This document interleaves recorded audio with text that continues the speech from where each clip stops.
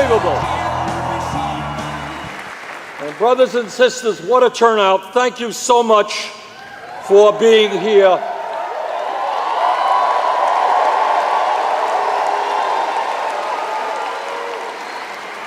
It doesn't seem true, but we began this campaign about 3.5 months ago, and the momentum has been unbelievable.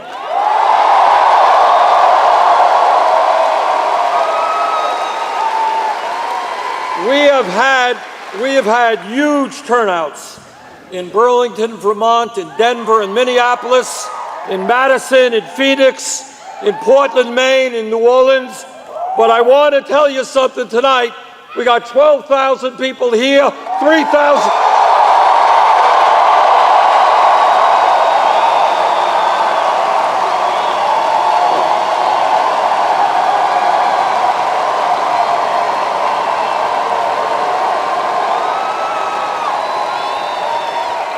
And a few minutes ago, I just said hello to 3,000 people outside. So thank you.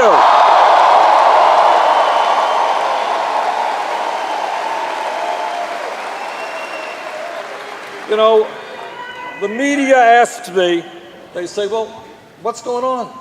Why do so many people come out? Why do you have more individual campaign contributors than any other campaign?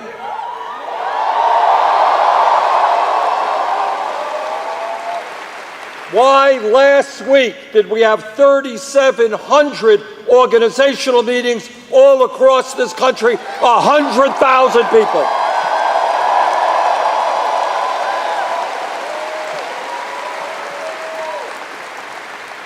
And the answer is pretty simple. The answer for why people are rising up is that all across this country, people are sick and tired of establishment politics, establishment economics, and they want real change.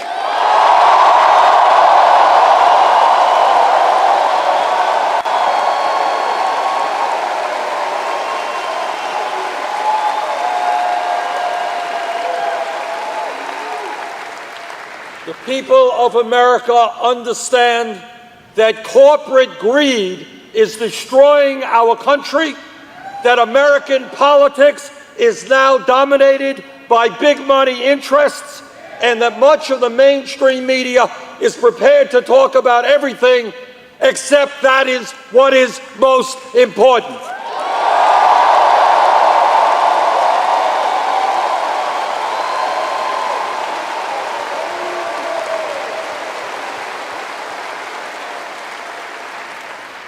The other point that I want to make in opening is to tell you that this campaign differs from any other campaign because I will be very honest with you and tell you what few tell you. And that is, no president can do it alone. No one person in the White House can take on Wall Street, corporate America.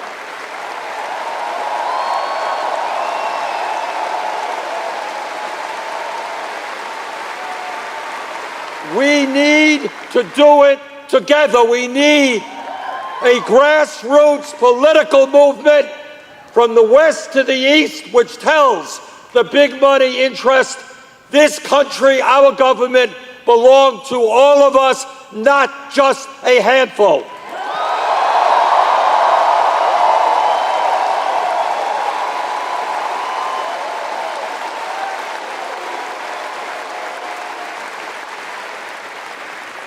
Let me just say a brief word now, because you've heard a lot from the people who came before me about institutional racism and criminal justice reform. And let me be very brief and say this. As somebody who has one of the strongest lifetime civil rights records in the United States Congress, no president will fight harder to end the stain of racism in this country and reform our criminal justice system, period.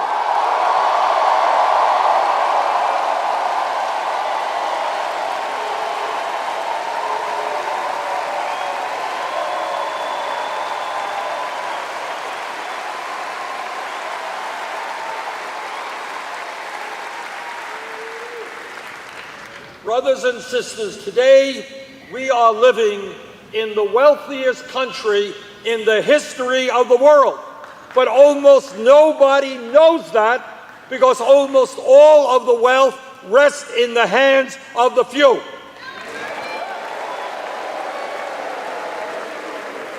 The United States now has more income and wealth inequality than any major country on earth, and it is worse today than at any time since 1928. The issue of wealth and income inequality is the great moral issue of our time. It is the great political issue of our time. It is the great economic issue of our time, and together we will address it.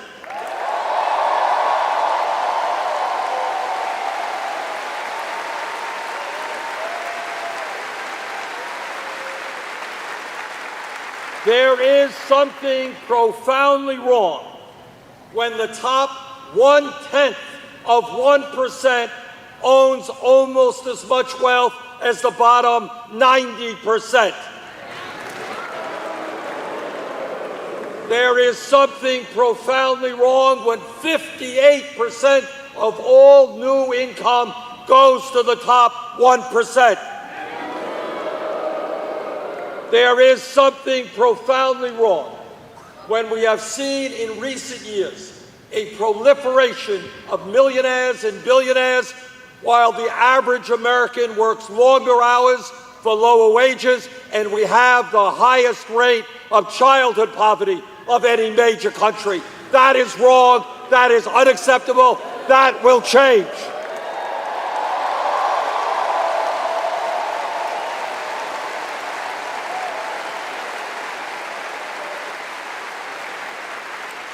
We need an economy that works for working families and the middle class, not just a handful of billionaires.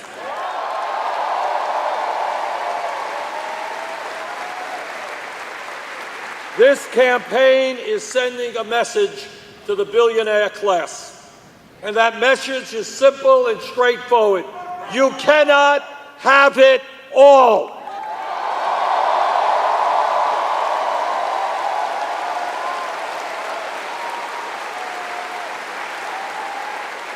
You cannot get huge tax breaks when children in America go hungry.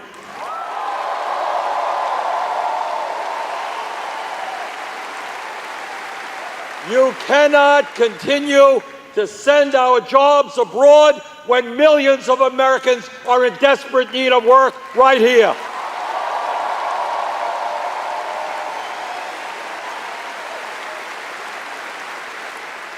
You cannot hide your profits in the Cayman Islands and Bermuda. You will pay your fair share of taxes.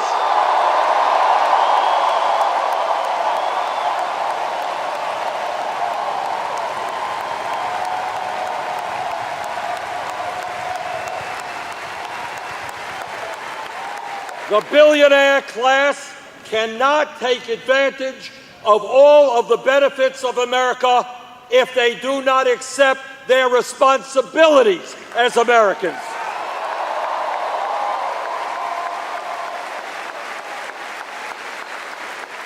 But the economic crisis that we face is not just the grotesque level of income and wealth inequality. We've got to be honest and understand that for the last 40 years, the great middle class of this nation, once the envy of the entire world, that great middle class is disappearing.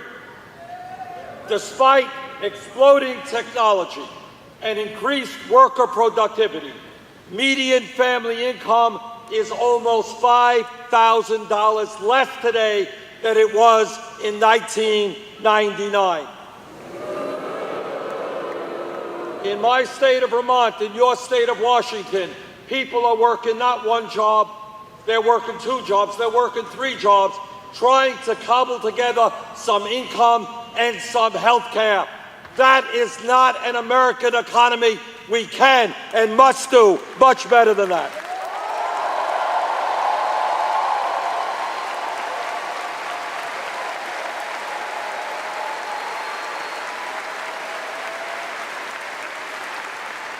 And when we talk about the economy and what's happening to working families, it is important for you to understand that real unemployment is not the 5.3% which the newspapers report. That's official unemployment. Real unemployment includes those people who have given up looking for work and the millions of people who are working part-time when they want to work full-time.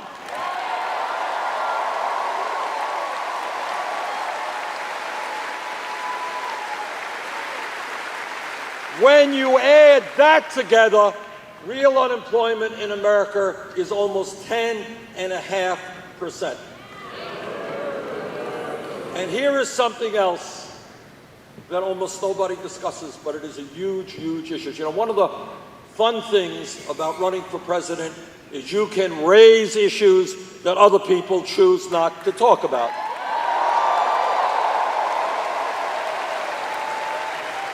And let me talk about one issue, and that is that today we have a horrendous tragedy in terms of youth unemployment in America. Last month, I asked the Economic Policy Institute to do a study for us. And what they found is that for kids who graduated high school between the age of 17 and 20, if they were white, real unemployment and underemployment was 33%. If they were Hispanic, real unemployment was 36%. If they were African American, real unemployment is 51%. Now, there is no excuse for the United States of America having more people in jail than any other country on earth, more than China.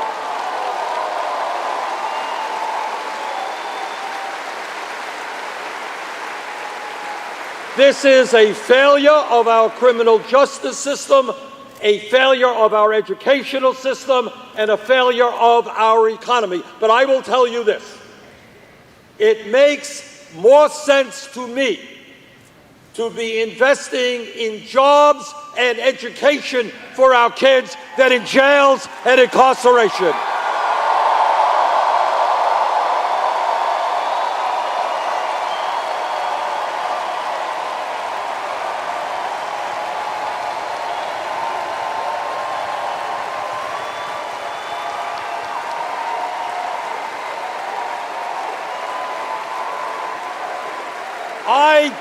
I do not want the United States to continue to have the ugly distinction of having more people in jail. I want the United States to have the proud distinction of having the best educated population on earth.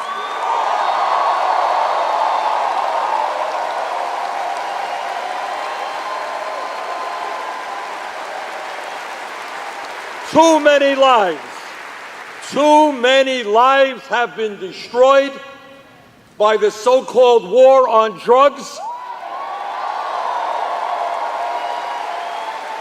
Too many lives have been destroyed by incarceration. We need to educate. We need to put people to work.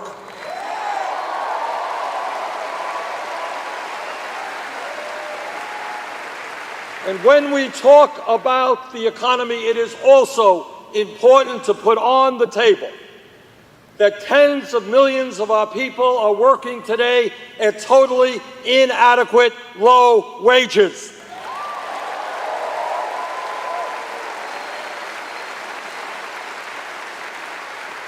The current federal minimum wage of $7.25 an hour is a starvation wage and must be raised.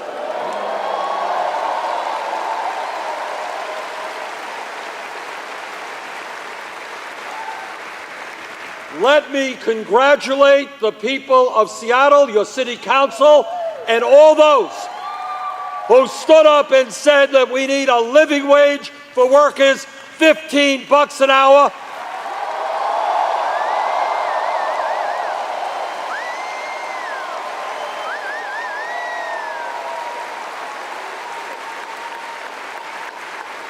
You did it in Seattle. We are now going to do it for the entire country.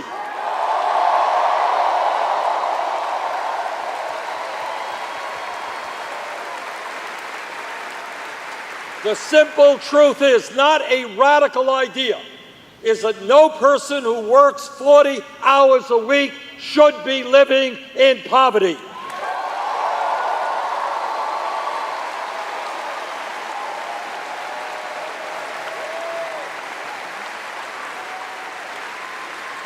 And when we talk about fair wages, I want every man in this room to stand with the women of this country, demand pay equity for women workers.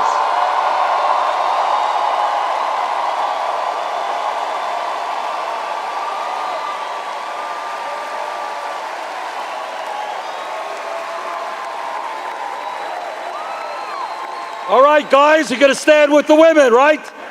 All right. Further, you know, many Republicans talk about family values. You've heard them talking about family values? You just heard them the other night in their debate. They just love families.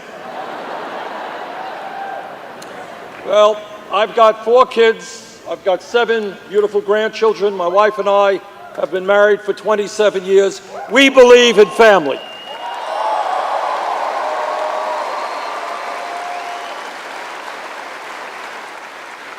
But our view of family values is just a little bit different. Now, when the Republicans talk about family values, let's be clear about what they're talking about. They believe that women in America should not have the right to control their own bodies. I disagree.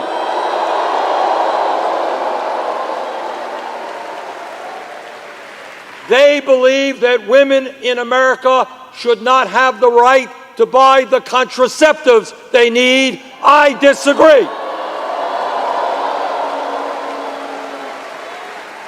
They believe that our gay brothers and sisters should not have the right to get married and enjoy all of the benefits of being Americans. I disagree.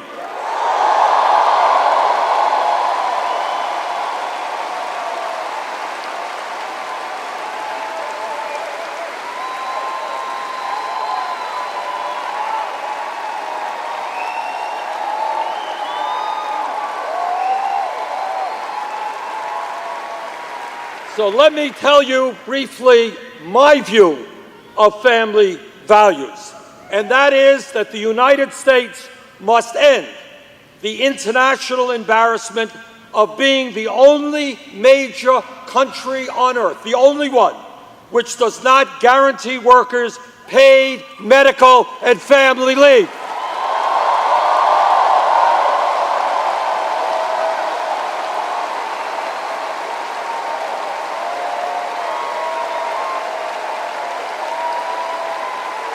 Now, let me tell you about real family values, and that is that today in the state of Washington, in the state of Vermont, a woman is having a baby. It is an extraordinary day for that woman, for her family, and a pretty big day for the baby as well. But here's the point. Here is the point. If that woman, if that family has sufficient income, that mom and the dad will be able to stay home for weeks and months, getting to know and love their baby, getting to bond with their baby. Something, for those of you who have kids know, is the most extraordinary moments of our lives.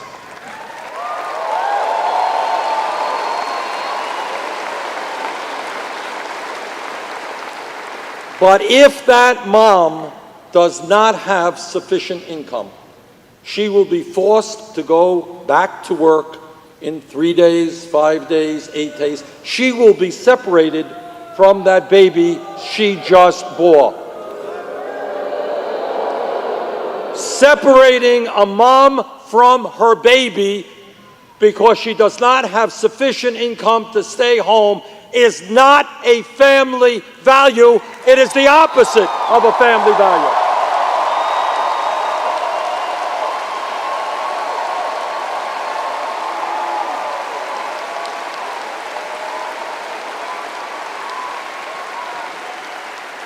That is why I will fight for 12 weeks of paid family leave.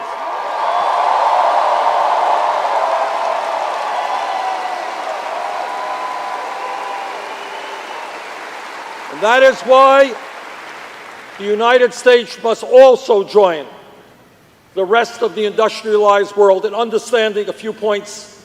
And that is that in our country today, you may know this, you may not know this, but because of the collapse of our middle class, the people of America work longer hours than do the people of any other country. And yet, despite the fact that 85% of men are working more than 40 hours, 65% of women are working more than 40 hours, there are jobs that are being offered today that provide zero, none paid vacation time.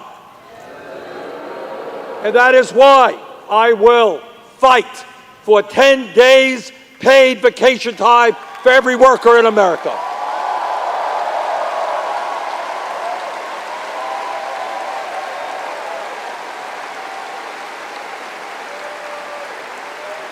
And furthermore, we should not be the only major country on earth not guaranteeing sick time for our working people.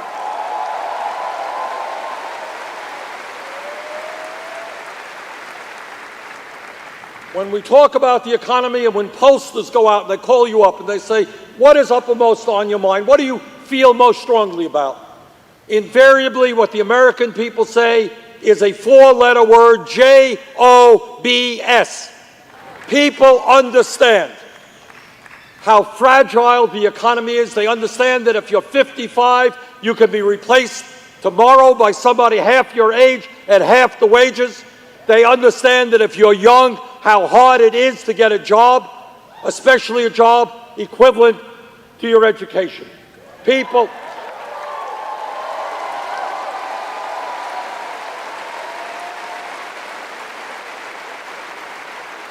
So the truth is, the federal government needs to develop a massive federal jobs program to put our people back to work.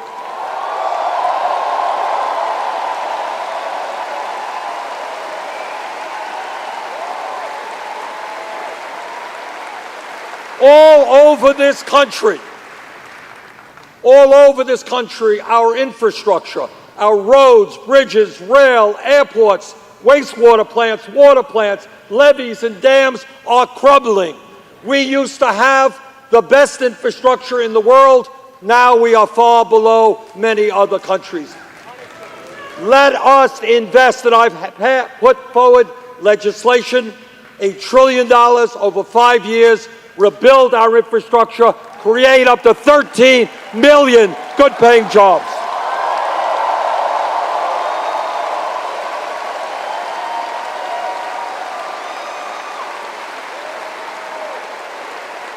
Think of an America where people are building and repairing our rail system, our airports, our levees, our dams, improving our bridges, improving our roads. We can make America safer, more efficient, more productive. Let's do it.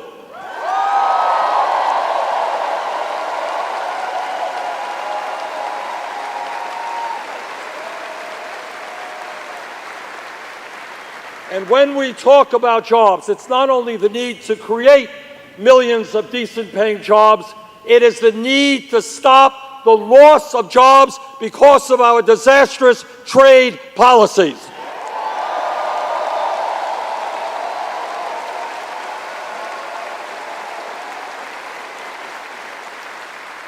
You are looking at a senator and a former congressman who voted against NAFTA, against CAFTA, against permanent normal trade relations with China.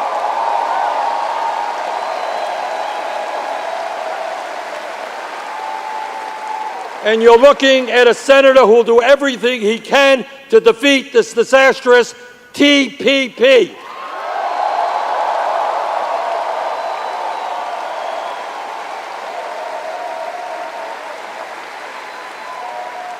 We need an approach to trade which works for working families, not just the CEOs of large corporations.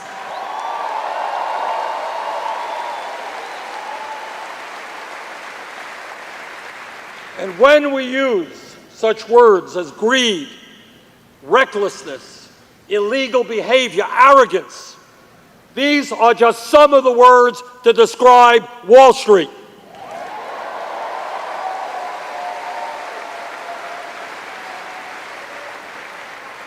We bailed out Wall Street because they destroyed the American economy and because they were, quote unquote, too big to fail.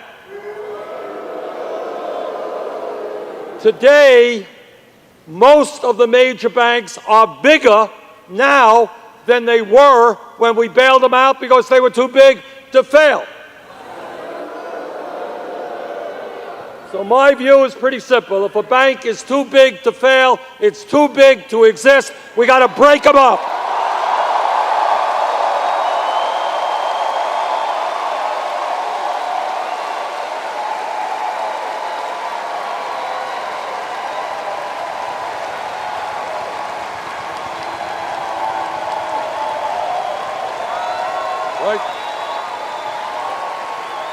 We need a financial system that is part of the economy, that makes affordable loans to small and medium-sized businesses, that helps us create jobs, helps people buy homes, not charge us outrageous interest rates on our credit cards, not be an island unto itself whose only goal is to make outlandish profits.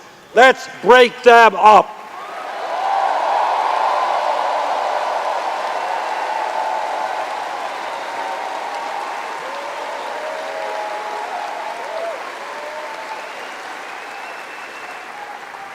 My friends, let me be as blunt and straightforward in telling, if I haven't been already, in telling you what I think most of you already know. And that is, as a result of the disastrous Supreme Court decision in the Citizens United case,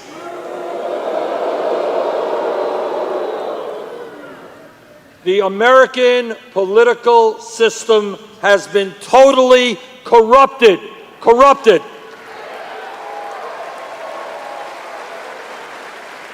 And make no mistake about it, the foundations of American democracy are being undermined. What the Supreme Court said to the wealthiest people in this country, said, all right, guys, you already own much of the economy. Now we're going to let you buy the United States government, and that is exactly what they are trying to do. We have a situation where one family, the extreme right-wing Koch family, a family that believes in ending Social Security, Medicare, Medicaid, the Environmental Protection Agency, the U.S. Postal Service. That's their agenda. That one family will spend almost $1 billion on this campaign to elect candidates who represent the rich and the powerful. When one family can spend and is spending more money than either the Democratic Party or the Republican Party, brothers and sisters, that is not called democracy. That is called oligarchy.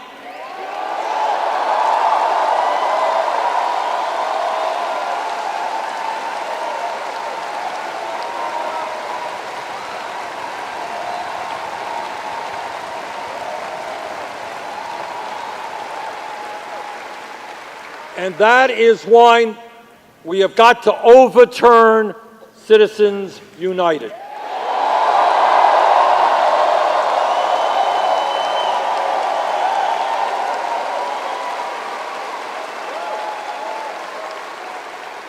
I have not made many promises during this campaign, but let me repeat one promise that I have made, and that is any nominee of mine to the U.S. Supreme Court will, in fact, have to pass a litmus test. And that litmus test is that he or she will vote as soon as possible to overturn Citizens United.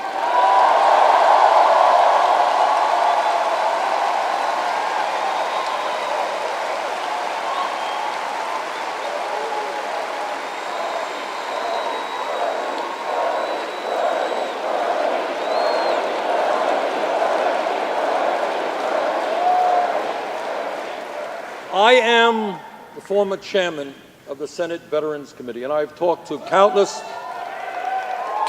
veterans who have put their lives on the line to defend this country and to defend democracy. And we cannot allow the billionaire class to destroy American democracy. We've got to stand up and make it crystal clear that not only will we overturn Citizens United, we're going to move toward public funding of elections.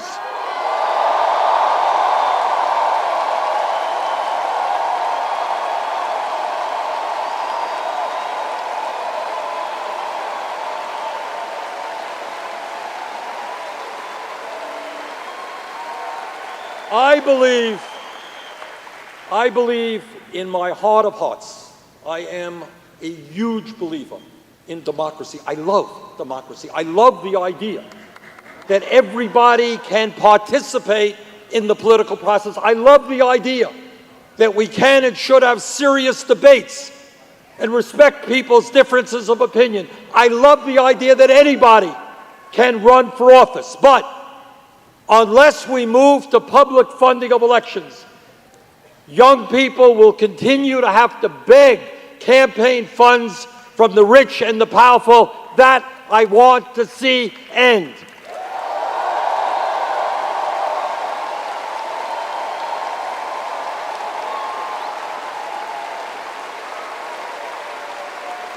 I want to see people here tonight and others, regardless of their political views, conservatives, moderates, progressives. I want to see people say, you know what? I have a set of ideas. This is what I believe for my state, for my country. I'm going to run for office based on my ideas, not based on the amount of money I collect from billionaires.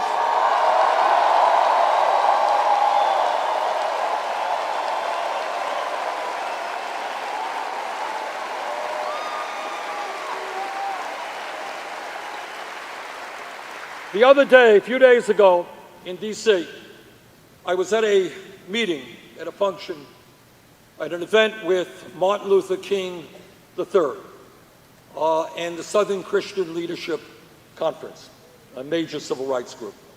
And they were there to honor and acknowledge the 50th anniversary of the Voting Rights Act in this country, a huge step forward.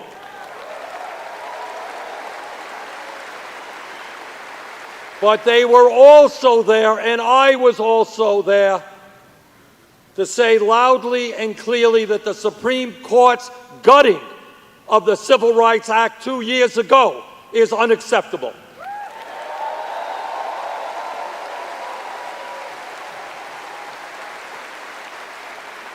If you can believe it, and how sad this is, literally hours after the Supreme Court ruled, you had states going to work, trying to pass legislation, making it harder for people of color, poor people, and older people to vote.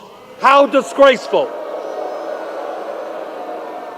Now, I'm a politician and I run for office. Sometimes I win and sometimes I lose. But it has never, ever occurred to me to figure out a way to keep people from voting because they disagreed with me.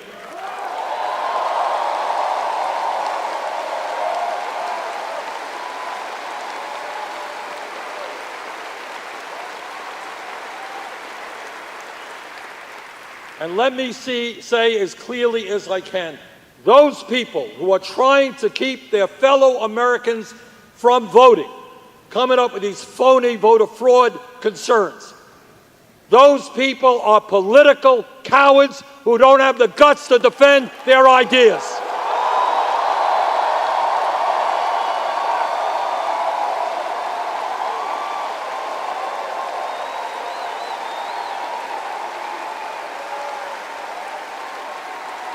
If you're in politics, tell people why you think they should vote for you. Don't try to prevent others from participating in the democracy.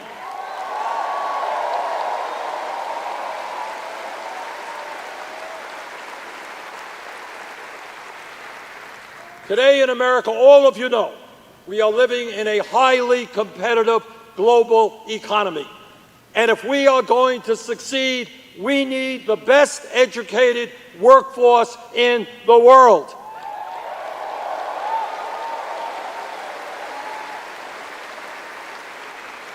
It is absolutely absurd that today in America, in the year 2015, hundreds of thousands of bright, qualified young people cannot go to college simply because their families lack the income.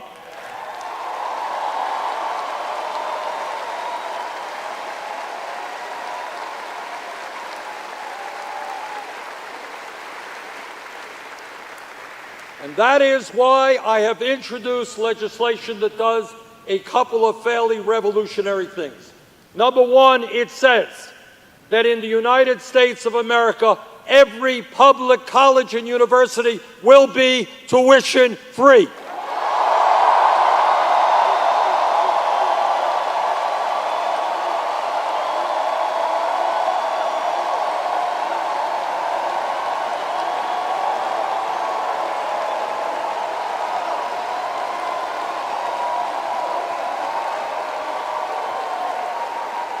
And I'll tell you why this is such an important idea. It's not just obviously that it'll make life easier financially for those who are going to college, but it does something much more. Right now in Seattle, in Burlington, Vermont, all across this country, there are kids who are in the 4th grade who are in the 6th grade. Their parents didn't go to college. Their friends' parents didn't go to college.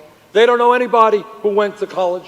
And the idea of going to college is something outside of their worldview. But what we will say to those kids now is if you study hard, if you take school seriously, you will in fact be able to go to college regardless of the income of your family.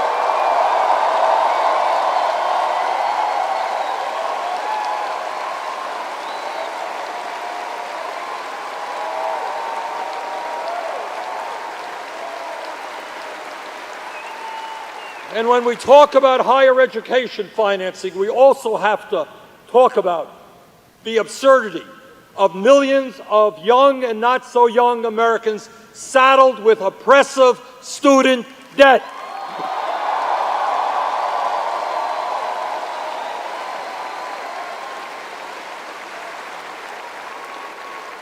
Last year in Vermont, met with a group of people, young woman whose crime in life was she wanted to go to medical school. She did. She wanted to practice primary care with low-income people. That's what she's doing. Exactly the kind of doctors we need. She left school $300,000 in debt. Talk to a young woman in Iowa. She went to dental school. We have a dental crisis in America. We need more dentists. She left dental school $400,000 in debt. And millions of others leaving college $40,000, $50,000, $60,000 in debt. Now, what sense is it that people today with student debt are paying 6, 8, 10% interest rates on that debt when you can refinance your home for 2 or 3%?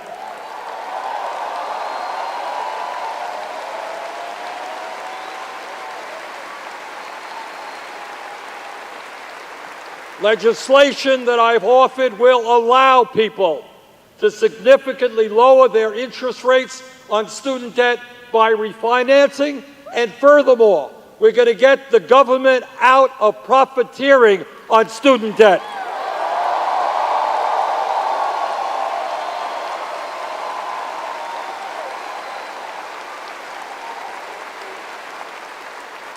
It makes no sense that you have people working today paying 20 or 25% of their income, paying it back on their student loans. They can't get a home, they can't get married. That's wrong, and we're going to change that.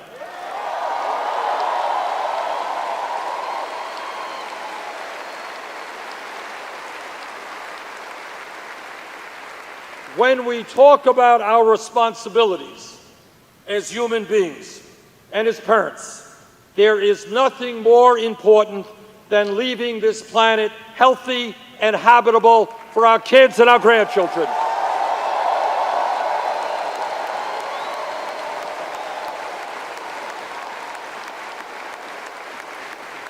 The debate is over. Now, it's not over on Fox TV. They forgot to talk about it the other day. Scientific community tells us that climate change is the great global crisis we face. Scientific community tells us climate change is real. It's caused by human activity. It is already causing devastating problems in our country and throughout the world.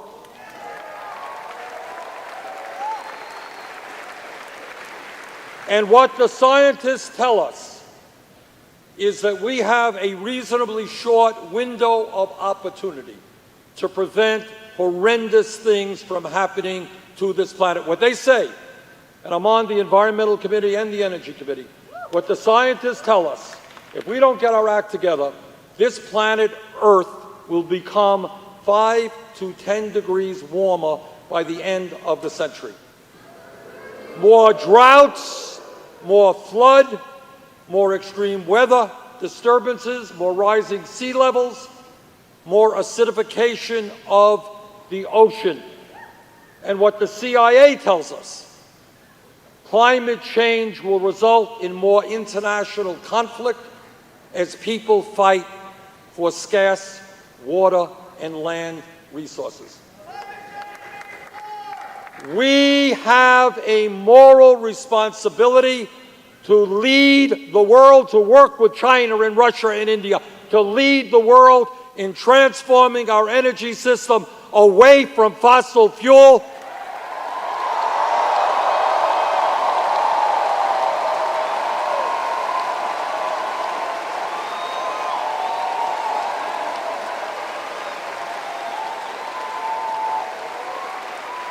And into energy efficiency and sustainable energies like wind, solar, geothermal, and others.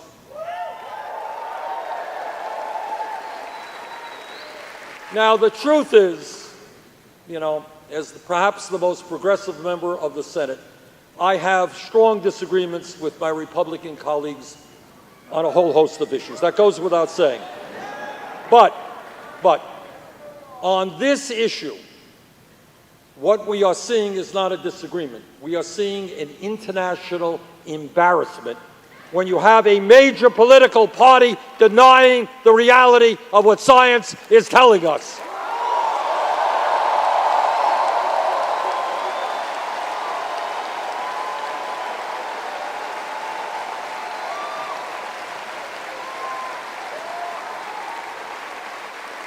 And I say to my Republican colleagues, I understand that your party is heavily funded by the Koch brothers and their fossil fuel machine.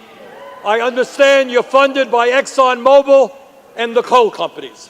And I understand that if you listen to science, they may cut your funding. But I say this to my Republican colleagues. Have the courage and the decency to listen to your kids and your grandchildren, not your campaign donors.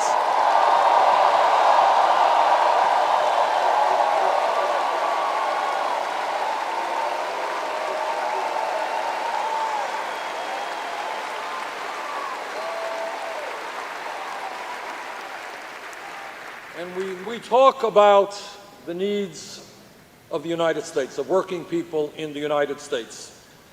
We should all be embarrassed that we remain the only major country on earth that does not guarantee all of our people health care as a right.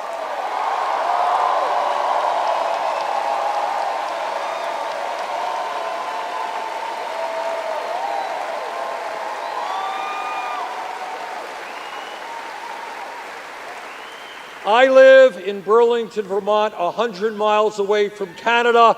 They've got a national health care system. Germany has a health care system. The UK has a national health care system. Scandinavia has a national health care system.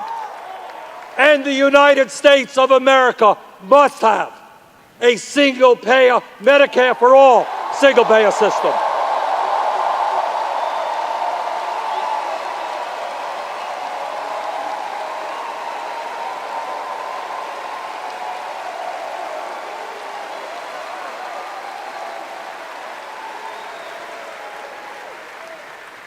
When we talk about our priorities as a nation, let me just tell you a little bit about where my Republican colleagues are coming from. I am the ranking member, the leader of the opposition on the Democratic side on the important Budget Committee.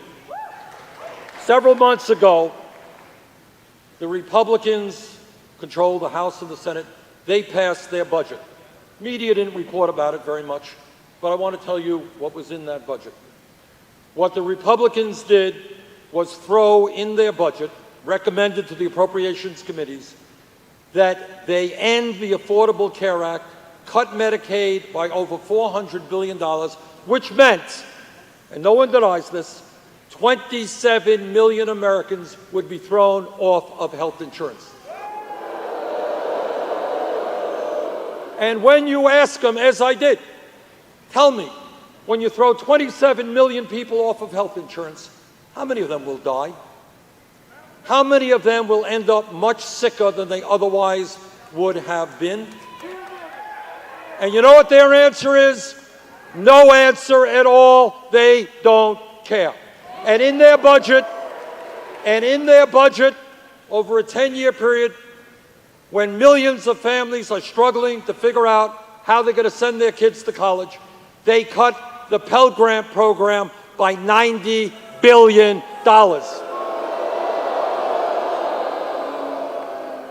And when millions of families are struggling to put food on the table, when half of the kids in public schools in America get free lunch or reduced lunch because their families lack the money, Republicans made massive cuts in nutrition programs, including the WIC program, which provides nutrition to low-income pregnant women.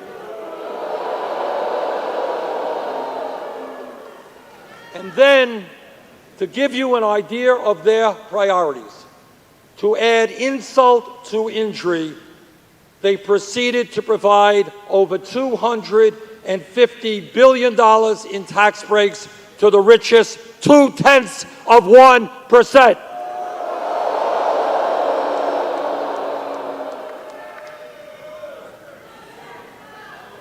That is not a set of priorities that is moral or a set of priorities that the American people want.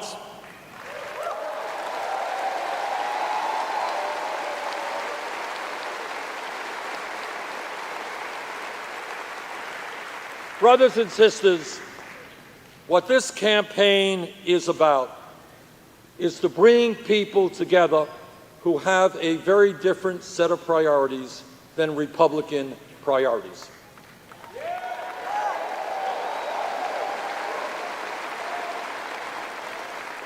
And to do that, we are going to have to build a strong grassroots movement and reach out to people who don't necessarily agree with us on every issue. My guess is that here in Washington, most working-class Republicans do not believe that we should be giving huge tax breaks for billionaires and cutting Social Security and Medicare.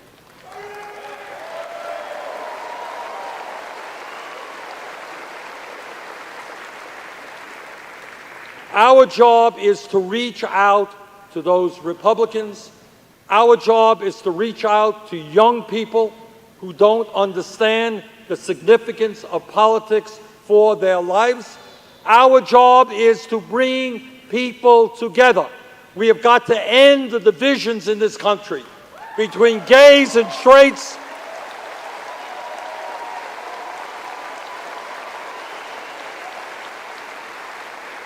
between black and white.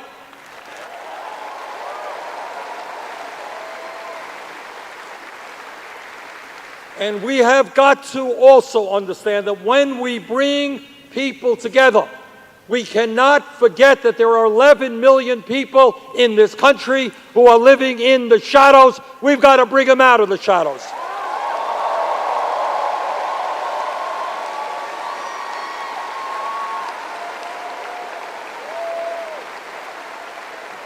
We must be about bringing families together, not dividing them. We need comprehensive immigration reform and a path toward citizenship.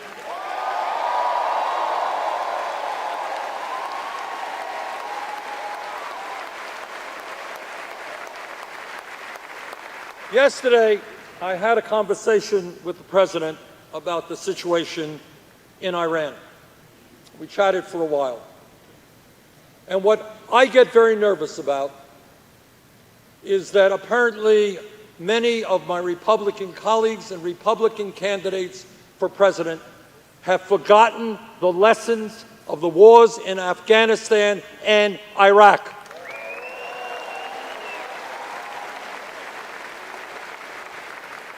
They forgot the real cost of war. Not just 6,700 brave Americans who died in Afghanistan and Iraq, but 500,000 who came home with PTSD and traumatic brain injury.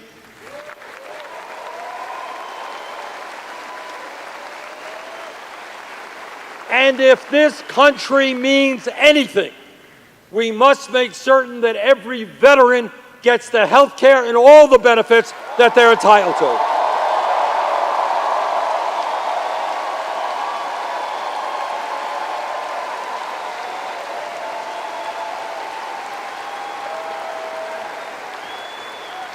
And in terms of Iran, this is what I believe. I believe that a great nation must do everything that it can to resolve international conflict, even with people we have strong disagreements with, rather than going to war.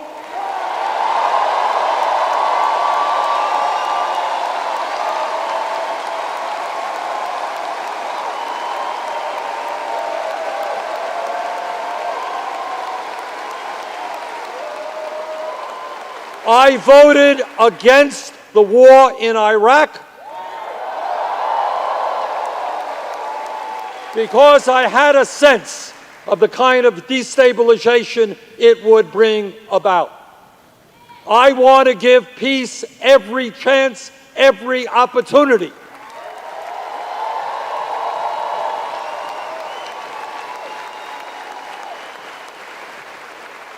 So I am going to work with the President on his agreement in making certain that Iran does not get a nuclear weapon, but we can do that without going to war.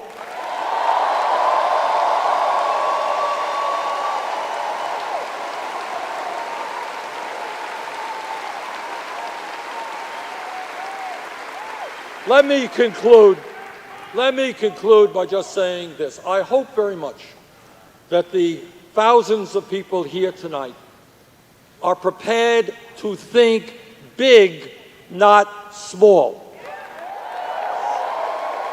I hope you are prepared to imagine the kind of country we can create when government works for all of us and not just a few.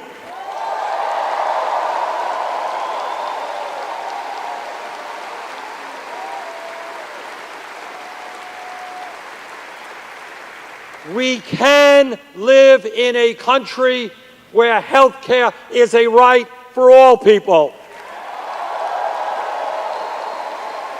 We can live in a country in which we have the best child care and pre-K system in the world.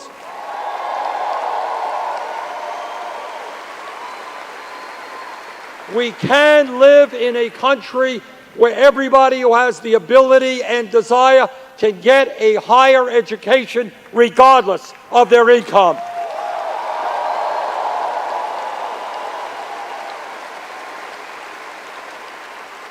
We can live in a country where our seniors can retire with dignity and not have to choose between food and medicine. We've got to...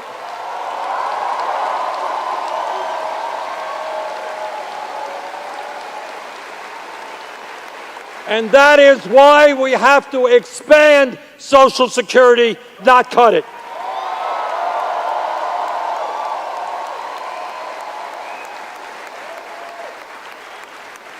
We can live in a country where everybody, regardless of their race, their religion, their disability, or their sexual orientation, realizes the full promise of equality that is our birthright as Americans.